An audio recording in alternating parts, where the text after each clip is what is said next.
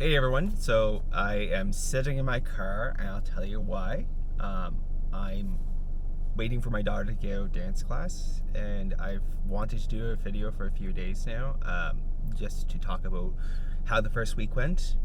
And I realized that the perfection is the killer of all content. I keep on thinking that I need to be like freshly shaven, great lighting, sitting in my office to explain things to you.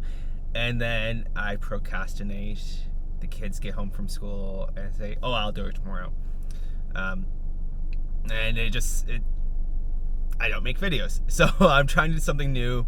Whenever I think of, hey, this is a good time to make a video, I'm going to make a video for you guys. And realistically, since there's no subscribers yet, for myself. So let's talk about the first week. So, you know they're saying, if you build it, they will come. In Startplan, not accurate. It's really hard to get to the people you really need to get to, and that's always been my problem. I've been on this journey for almost 4 years now, and I've always had trouble with marketing. Marketing is the bane of my existence sometimes, and I think it's because I'm impatient. I think that if in 2 days my ads aren't getting users to sign up, they're not working. Let's try something else. What if it's my product? What if something's glitching? What if, the user flow is not working right? And I try to rethink of all that again. And really, I don't have enough data to say that. I'm so anxious about getting users and getting people signed up that I don't actually take the time to relax, think about it, see what the user numbers are, and go from there. So I've been trying to figure out some of the SEO stuff, look at Facebook ads and Google ads. And then I got a message from the This Week in Startups Slack channel. So I don't know if you know This Week in Startups. It's hosted by Jason Calacanis. He's an angel investor of Silicon Valley. I've read his book, listened to all his podcasts. I share a lot of the same ideas as he does. And so I joined the Twist Slack channel anyway. And so they had this special promotion and new program called Startup Growth University. They do Angel University, Founder University, and this is Startup Growth University. And I thought, hey, I need growth. I don't know marketing. This might be a good thing for me to apply for. So I applied for that yesterday. And so we'll see if I get accepted or not. The spaces are limited, but I think it's a 6-week program, and if I get in, that's awesome. I get to work on something I'm not particularly strong in. And people I've talked to before say, why don't you find a co-founder and all that? Well, I've been on this journey for 4 years. I'm a technical guy, so I write the code, and I have a business mind. I'm kind of a serial entrepreneur with a few small businesses under my belt. So I don't think it's necessarily the time to find a co-founder, especially a marketing co-founder or a business co-founder. I'd rather hire them as one of my first hires. But before that, I need to get some sort of traction so I can either get investment. And my goal and my mind frame has always been get $5,000 in monthly recurring revenue, to show that there is something there, it is working, people are signing up and paying for the platform, and then go and seek angel investment. I've spent a lot of money over the last 4 years trying to do it myself. Now Tasker, I threw together a lot of SaaS products that cost a lot of money to try to get an MVP. And then I realized it was high touch, so I needed staff. And I had Terry Lynn and Dylan on board for a while. But the unit economics, like I've mentioned in the last video, just didn't work out. It wasn't going to scale appropriately. I would need thousands more hours of tasks to actually cover costs. So I wasn't go down that journey again. So this platform's new, where it's a marketplace. So it's pretty hands-off. I look at what the customers want, I see how they interact with the product, I make the product better, and do the loop over and over again. And it's less high touch. So me, myself, and I can handle the platform. I just have to focus on marketing.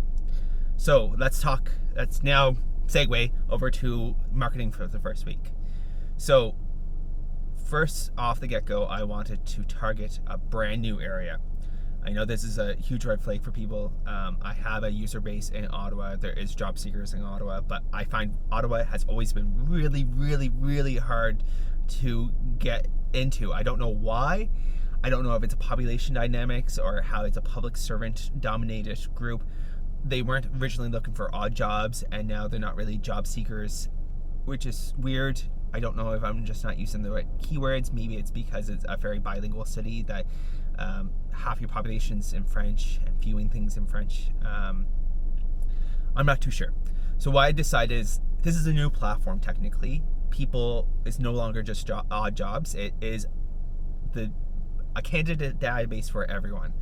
Basically, my goal is to have a giant, world-renowned database of people looking for work right now that anyone has access to, and democratize that recruiter's database and give it to every small business, every individual employer, from odd jobs to professional services to your next great CMO, which I might look for one day.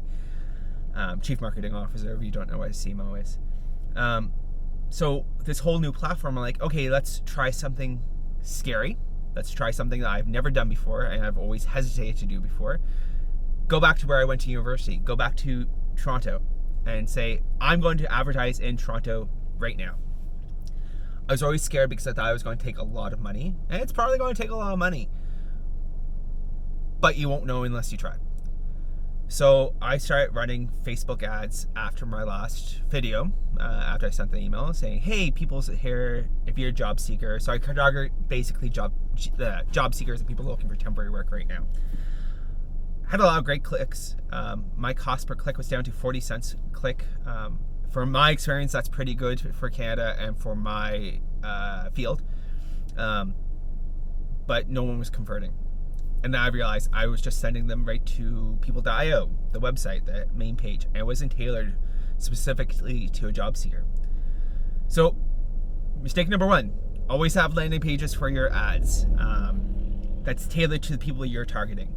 So if you're targeting job seekers, make sure your content is about job seeking and that how we can help you get the opportunity you need.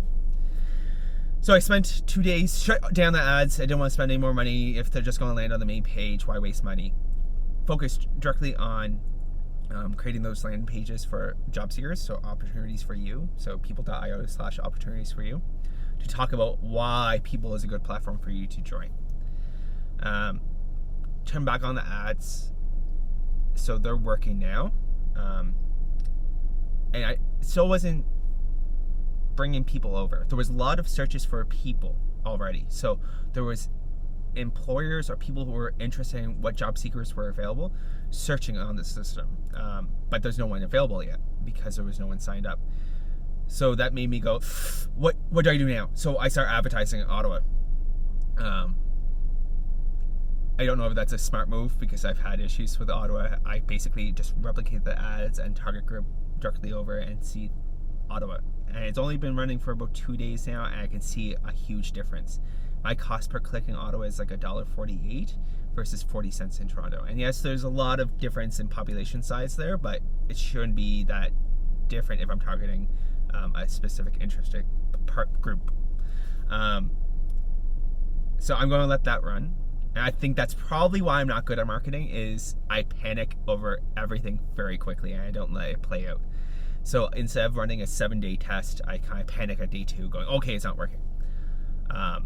So I'm going to hold back now, since I think yesterday or the day before, I can't remember now, I set both of them up. I made sure they're both working. They had the same video, same target group, and I just wanted to let it ride. So I'm going to wait until next Thursday, Friday to review it again and actually see how many clicks converted over to users. Not paying users at this point, just users. I don't care about payment at this point because, God, we just need people on the platform.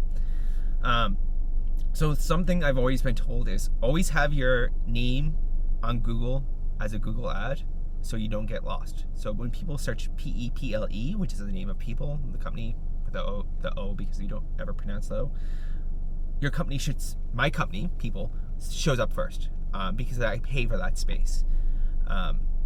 So when people see your ad and they Google you, you should be going right to your website. And because my SEO is not there yet, I would get drowned out off the first page. So I want it to be up high. So I have that enacted. I have the 2 ads running in Toronto and Ottawa about job seekers, because job seekers, we need a volume of people before we can start looking at small businesses and people hiring to find those people. And another thing that I was told is always remarket to people who visited your website, to keep you top of mind, basically. So that took a little tweaking, because I find the new Facebook ads console a little bit confusing. As a tech guy, it shouldn't be that confusing, and I was confused at how do I target just website viewers in Canada. I couldn't do it on desktop. I figured out a way on mobile, which is strange, but c'est la vie, it is what it is. So I have it where if you visit the website, Facebook Pixel, if you're not familiar with it, the little tracking code that you put on your websites, so it can trace Facebook users across the internet, so you're allowed to retarget. So I retarget my Facebook ads. I'm only spending like $5 a day on that to website viewers, just to keep it top of mind, hoping to convert them over to actual users at this point. So I had a little glitch over the last week. I've had one person sign up to be a seeker. Unfortunately, their geospatial coordinates, that long, where they're located, didn't go through the database, so it glitched, and I had to improvise and figure out where they were coming from, and input it manually into the database, which, of course, all of these things happen. I've set up error tracking and success tracking to identify if users are coming on the platform either as a user or as a job seeker. I don't know if it's working. It doesn't seem like it's triggering. I still have to look into that. I've been hesitant because I keep on thinking, oh, maybe they'll sign up and then the background technology is not working. The code's glitching. I don't know. I really don't know how to figure that out. So this next week, I'm going to make sure that it's working and that there's something going on there. And maybe I'm not converting people, so I have to figure out how to convert people. And that's tough. Tough for me. So what else can we talk about? Right, conversion. I would love to see if I have a section on the application, jobs, and it's like a traditional find jobs job board, and I put it there originally because it's the legacy product of temporary jobs where I need someone for a specific time. I don't have time to go through everyone, but it's too reminiscent of an actual job board. And what I'm seeing through the Google Analytics, so if you don't have Google Analytics or a Facebook Pixel on your website or your small business or startup, whatever, do that now. Do that immediately before you launch, because you really want to know what pages they're going to and how they're getting there. So I have people going to the /jobs, which is open jobs in your area. And because I'm targeting Toronto, there is no jobs available. And so people, I think, are just walking away at that point. And even though I was using that as a way to show something familiar and try to change the behavior over to employers looking for job seekers instead of job seekers looking for jobs. But I think it might be to the detriment of the actual platform or what we want to accomplish.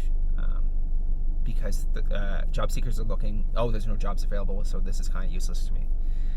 And I'm going to wait a week or two.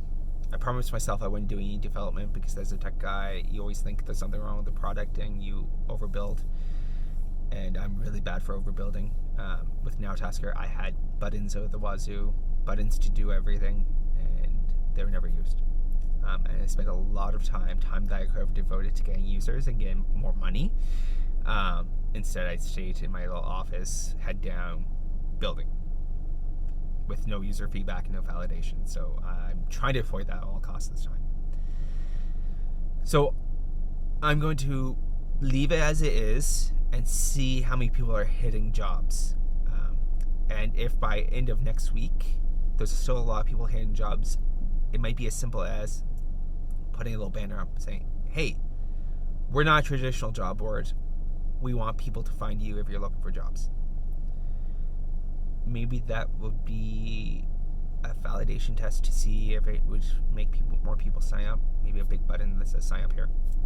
That's not a huge build, and that's not a development thing. That's basically just a user funnel that you have to figure out. So I might test with that. But yeah, as you can see, being a startup founder, like 90% of the time you're in your head trying to figure out what's wrong. And sometimes you just need time. And I think I'm at that point where I just need some time for people to tell me what's wrong. And people who don't like your product aren't going to tell you what's wrong. They're just going to walk away. So I need data to tell me what's wrong. And that is all those tracking analytics.